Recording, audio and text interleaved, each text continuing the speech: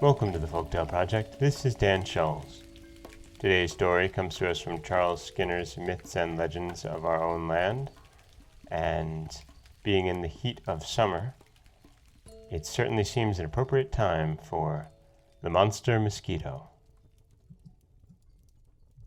They have some pretty big mosquitoes in New Jersey and on Long Island, but if report of their ancestry is true, they have degenerated in size and voracity. For the grandfather of all mosquitoes used to live in the neighborhood of Fort Onondaga, New York, and sallying out whenever he was hungry, would eat an Indian or two and pick his teeth with their ribs. The red men had no arms that could prevail against it, but at last the holder of the heavens, hearing their cry for aid, came down and attacked the insect. Finding that it had met its match, the mosquito flew away so rapidly that its assailant could hardly keep it in sight. It flew around the great lake, then turned eastward again.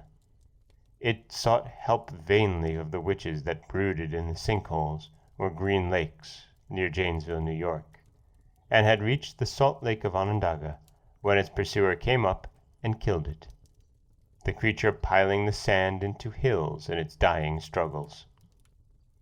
As its blood poured upon the earth, it became small mosquitoes that gathered about the holder of the heavens and stung him so sorely that he half repented the service that he had done to the men.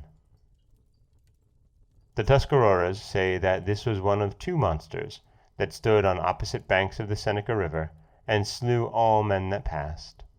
Hiawatha had killed the other one. On their reservation is a stone, marked by the form of the skyholder, that shows where he rested during the chase, while his tracks were, until lately, seen south of Syracuse, alternating with footprints of the mosquito, which were shaped like those of a bird and 20 inches long. At Brighton, New York, where these marks appeared, they were reverentially renewed by the Indians for many, many years. And that is the Monster Mosquito, which, being from New York and living in New Jersey in the summertime, makes a whole lot more sense than it should.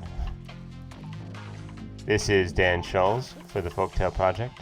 Don't forget that you can subscribe to the podcast on Apple Podcasts, Stitcher, Google Play, Overcast, anywhere that you like to get your folktales. You can also follow us on Twitter at Folktale Project. Find us on Auto Radio, TuneIn Radio, and iHeartRadio. And you can always head over to folktaleproject.com, where you'll find a new story waiting for you every weekday morning. Thanks for listening.